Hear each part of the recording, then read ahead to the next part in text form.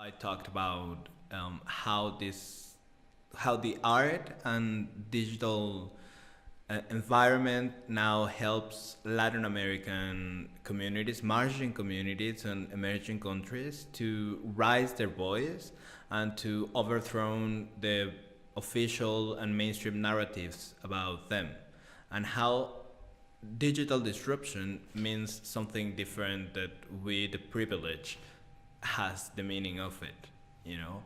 And yes, in my talk, I covered some demonstrations in Mexico, like the ones about the 43 disappeared students in Ayotzinapa, Guerrero.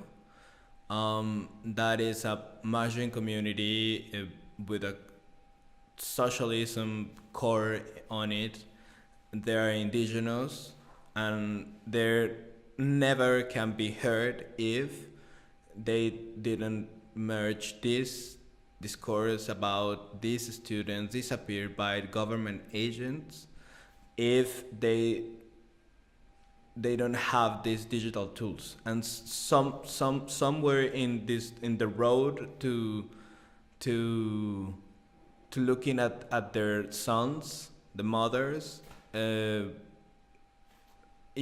merge with a civil society that are able to help them to magnify their voices and to be heard internationally. In doing that via Facebook, via Twitter, and the hashtag now becomes, at least in Mexico, and at least for this case study of the students, hashtag becomes an aggregator of art, an aggregator for politics, an aggregator of a new narrative of how is the country going.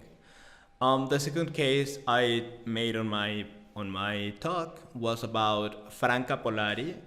Franca Polari, it's a digital project who seeks to battle the political correct language about sexual diversity.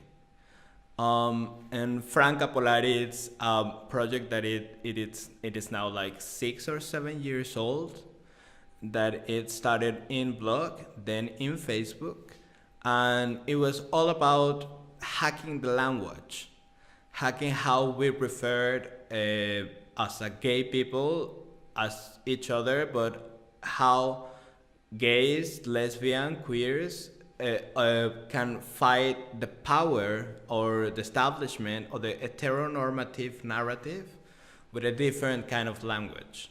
And Franca Polari used photography, installation, performance, a dance floor, and the Facebook status to hack the language, and how the way these diversities and margin communities can express themselves in a mainstream tool. And the other two cases I use in my talk is Agencia Transitiva from Brazil.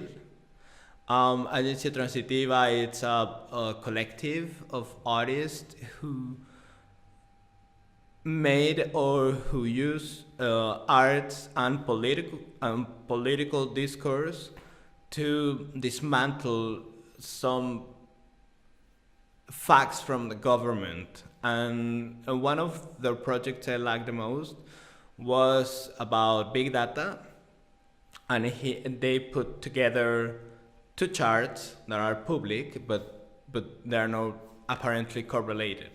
One is about how the big industries of oil and gas in Brazil have tax expenses for arts and education, and what was the NGOs who received it, and what is the outcome of that, and if that outcome was, I don't know, alienated with the oil company values. So it is a really good project. And the other one is Rhizomatica. Rhizomatica, it's a technological appropriation initiative that seeks to empower indigenous and margin communities. There are two projects, one in Nigeria and the other one in Mexico, in Oaxaca. And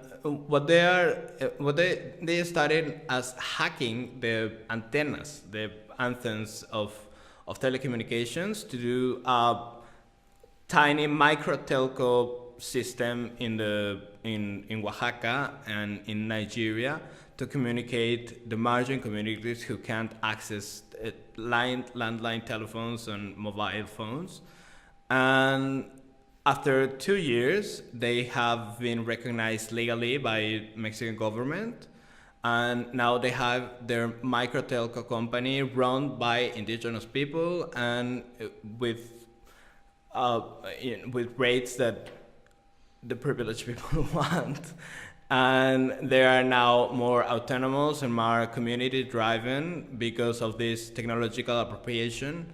And in the SIUM, my talk was about that, how not only consume or assume the mainstream narrative of hacking and creating, but how to appropriate this language and overthrow the mainstream.